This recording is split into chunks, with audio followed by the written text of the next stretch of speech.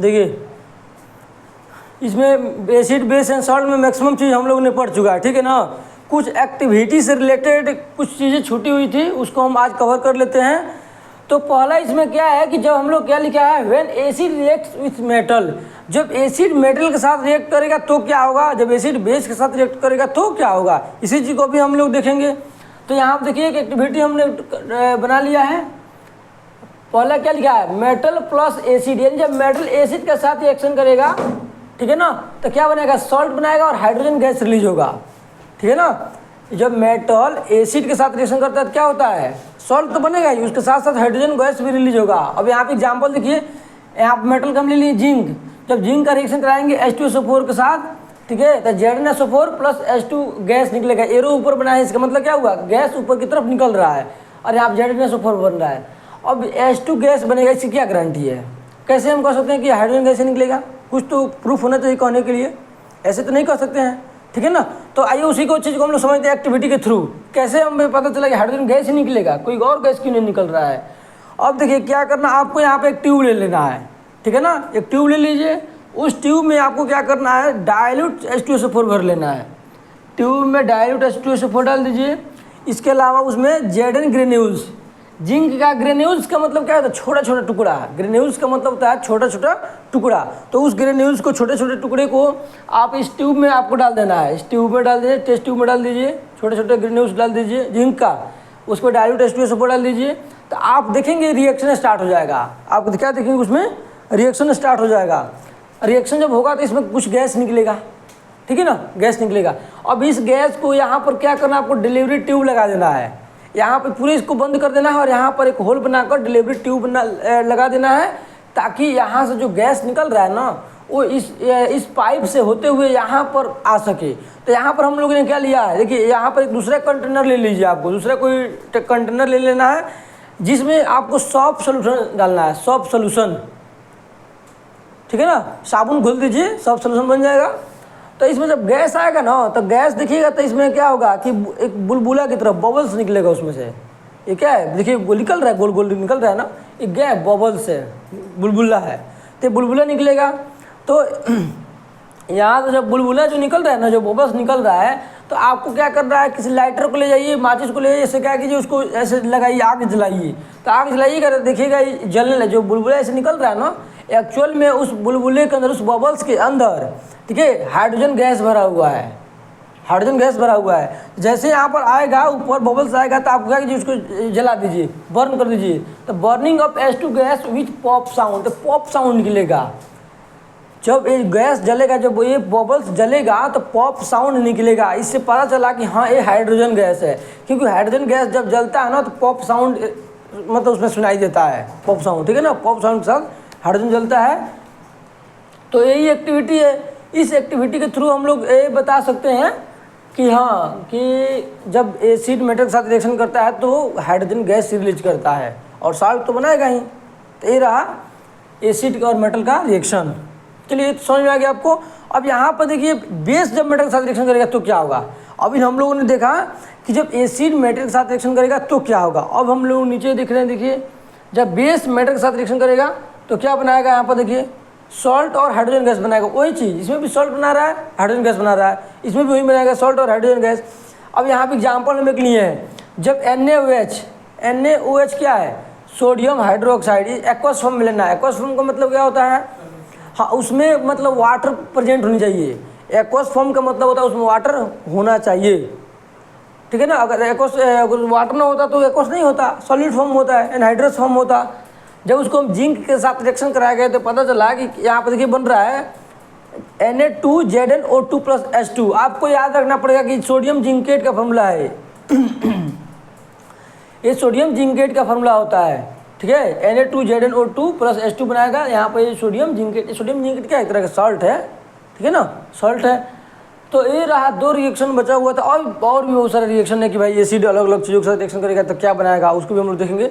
अभी तो दो शायद समझ में आ गया आपको, ठीक है, देख लीजिए।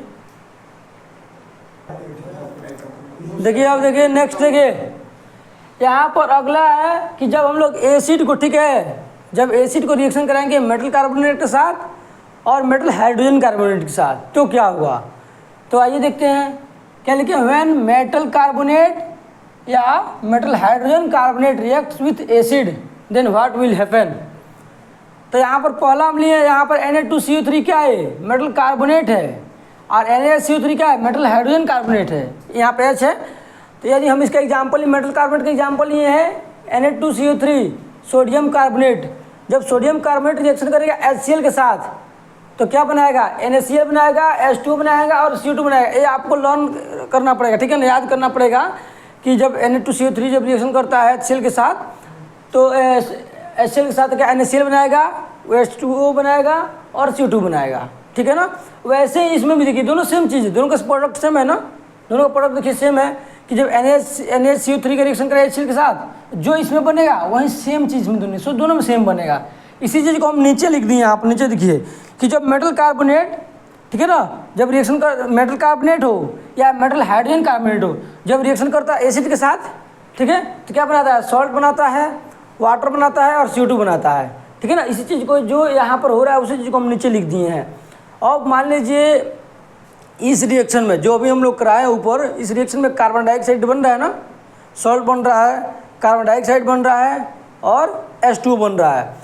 तो इस रिएक्शन में कार्बन डाइऑक्साइड ही बन रहा है। कैसे हम कह सकते हैं कार्बन डाइऑक्साइड, कुछ तो होना चाहिए जिसके थ्रू हम बता सकते हैं कि कार्बन डाइऑक्साइड बन रहा है रियल में। तो उसको क्या करना है कि ये जो यहाँ पर हो रहा है रिएक्शन, आपको एक ट्यूब में कराना है। उस ट्यूब से क्या गैस निकलेगा, यहाँ पर अभी देखिए कार्बन डाइऑक्साइड गैस निकल रहा है, तो इसको अभी मान लीजिए कि नहीं पता आपको कौन सा गैस निकल रहा है, सिंपल समझिए गैस निकल रहा है। उस गैस को, जो ट्यूब में गैस निकला, उस गैस को क्या करना है आपको, कैल्शियम हाइड्रोक्साइड से पास कराना। क्या लिखे, on passing CO2 gas evolve through lime water. Calcium hydroxide को हम लोग क्या बोलते हैं, लाइम वाटर बोलिए या स्लैक्ड लाइम बोलिए, दोनों इसको बोल सकते हैं, ठीक है ना। जब इससे हम लोग पास कराएंगे ना CO2 गैस को, तो देखिएगा यहाँ पर CaCO3 प्लस H2 बनेगा। यानी जैसे ही आप क्या कीजिएगा, CO2 गैस को पास करा दीजिएगा लाइम वाटर के साथ, देखिएगा मिल्की वाइट हो जाएगा, पूरा एकदम वाइट वाइट दिखने लगेगा, वाइट वाइट दिखने लगेगा। तब समझिए कि हाँ मतलब कार्बन डाइऑक्साइड निकला। और कार्बन डाइऑक्साइड नहीं निकलता तो वाइट नहीं होता वो। और मान लीजिए वहाँ से नाइट्रोजन डाइऑक्साइड गैस पास करा दीजिए तो कोई उसमें कलर में चेंज नहीं होगा। तो हम एक बताना चाह रहे हैं, यहाँ से जो CO2 निकला है ना, उस CO2 को आपको कैल्शियम हाइड्रोक्साइड के साथ जब रिएक्शन कराइएगा, पास कराइएगा, तो कैल्शियम कार्बोनेट बनेगा और वाटर बनेगा, ठीक है ना। और यहाँ पे जो कैल्शियम कार्बोनेट बना उसको वाइट PPT कहते हैं। वाइट PPT क्योंकि सोल्युबल नहीं होता है, पानी में सोल्युबल नहीं होगा, अब वाइट कलर का होता है और प्रेसिपिटेट होता है। प्रेसिपिटेट क्या होता है, इनसॉल्युबल सॉलिड को हम लोग जो पानी में नहीं घुलता है उसको PPT बोलते हैं। चलिए यहाँ तक क्लियर हो गया। लेकिन मान लीजिए आप कार्बन डाइऑक्साइड गैस को पास करा रहे हैं कैल्शियम हाइड्रोक्साइड से, लेकिन आप पास कराते जा रहे हैं, उसका कोई लिमिट नहीं है, कोई लिमिट नहीं है, तो क्या हो जाएगा, उसका कलर फिर गायब हो जाएगा। देखिए कैसे हो, क्या रिएक्शन होगा कि ये जो बना है ना, दो चीज़ बना है प्रोडक्ट, इसमें क्या कीजिए, देखिए वहीं से हम यहाँ पर लिख लिए कैल्शियम कार्बोनेट और H2 लिख लिए है ना। अब आप क्या करना है, यहाँ पर क्या लिखा, on passing access CO2 gas. जब आप और CO2 गैस को पास कराते जा रहे हैं उसका लिमिट आप रोक ही नहीं रहे हैं। जब थोड़ा सा पास कराइएगा तब तो ये बन जाएगा, चलिए रिएक्शन होकर कंप्लीट हो गया। लेकिन आप और पास करा रहे ज़्यादा, तो क्या होगा, फिर इसके साथ रिएक्शन करेगा और रिएक्शन करने के साथ ये वाला प्रोडक्ट कुछ बन जाएगा, कैल्शियम हाइड्रोजन कार्बोनेट बना लेगा, कैल्शियम हाइड्रोजन कार्बोनेट बना लेगा। देखिए ये वाला, और ये सोल्युबल होता है, एक्वस फॉर्म होता है और सोल्युबल होता है इन वाटर में। यानी जब हम लोग कैल्शियम हाइड्रोक्साइड से जब कार्बन डाइऑक्साइड को पास कराए थे तो कैल्शियम कार्बोनेट बना था, वाटर बना था। लेकिन जब उसे आप CO2 और लगातार पास कराते हैं एक्सेस अमाउंट में, तो जो उसका वाइट कलर था ना वो गायब हो जाएगा। क्यों गायब हो जाएगा, क्योंकि कैल्शियम हाइड्रोजन कार्बोनेट बनेगा जो वाटर में सोल्युबल होता है, ठीक है, वाटर में सोल्युबल होता है तो वाटर में सोल्युबल हो जाएगा, वाइट कलर का। देखिए यहाँ पर लिखे हैं, इससे जब हम पास कराएंगे तो ये क्या बनेगा, कैल्शियम हाइड्रोजन कार्बोनेट बनेगा, जिसको हम लोग सोल्युबल होता है वाटर में सोल्युबल होता है, एक्वस फॉर्म होता है। इसलिए उसका वाइट कलर धीरे धीरे डिसअपियर हो जाएगा। White colour will be disappear after some time if you will pass carbon dioxide in excess amount. समझ में ना। तो ये हो गया कंप्लीट। इसके बारे में एक दो और बचा हुआ उसको हम लोग भी देख लेते हैं, ठीक है। देखिए अब एक और लास्ट बचा हुआ है, सुनिए लास्ट बचा हुआ है कि reaction of metallic oxide with acid, जब मेटालिक ऑक्साइड को हम एसिड के साथ रिएक्शन कराएंगे और नॉन मेटालिक बेस के साथ रिएक्शन कराएंगे तो क्या होगा। अब यहाँ पर आपको समझना पड़ेगा कि जो मेटल ऑक्साइड होता है उसका नेचर क्या होता है और नॉन मेटल होता है उसका नेचर क्या होता है। जी देखिए, मेटल होता है, जितने मेटल सब जो होता है बेसिक नेचर का होता है। मेटल बेसिक नेचर होता है, यानी metal as a base behave करता है। और नॉन मेटल कैसे बिहेव करता है, जो नॉन मेटल होता है एज ए एसिड बिहेव करता है, एसिडिक नेचर होता है। उसके बाद देखिए नीचे हम लिखे भी यहाँ पर देखिए कि जो मेटल ऑक्साइड होता है ना उसके पास बेसिक नेचर होता है। यानी अगर हम मेटल ऑक्साइड कहीं लिखे हैं उसको हम बेस कंसिडर कर सकते हैं कि नहीं कर सकते हैं। अगर हम कोई मेटल ऑक्साइड लिखे उसको हम बेस मान सकते हैं। क्यों? क्योंकि मेटल ऑक्साइड का जो नेचर होता है वो बेसिक होता है, और जो नॉन मेटालिक ऑक्साइड होता है ना, जो नॉन मेटल होता है वो एसिडिक नेचर का होता है। तो जहाँ हम अगर नॉन मेटल यूज करेंगे वहाँ पर हम लोग एसिड कंसिडर कर चलेंगे। तो यहाँ वही चीज़ देखिए, यहाँ पर मेटल ऑक्साइड है, मेटल ऑक्साइड को जब एसिड के साथ रिएक्शन कराएंगे तो सॉल्ट प्लस वाटर बनेगा। अब आप इसको ऐसे भी देख सकते हैं, इसको मेटल ऑक्साइड को बेस कंसिडर कीजिए। आप जानते हैं जब बेस और एसिड मिलता है तो क्या बनाता है, सॉल्ट प्लस वाटर बनाता है ना। In case of neutralization reaction, neutralization reaction पढ़े होंगे, जब when acid react with base then salt and water is formed, that process is called neutralization process, neutralization reaction बोल सकते हैं उसको, ठीक है ना। तो वही कुछ यहाँ पर हो रहा है कि जब मेटल ऑक्साइड यानी बेस जब रिएक्शन करेगा एसिड के साथ तो यहाँ पर सॉल्ट वाटर बनेगा। एग्जांपल देखिए यहाँ पर एक हम मेटल ऑक्साइड की एग्जांपल ये है Na2O। ये क्या है, इसको क्या पढ़ेंगे हम, sodium oxide. Sodium oxide metal oxide है कि नहीं है, मेटल ऑक्साइड है।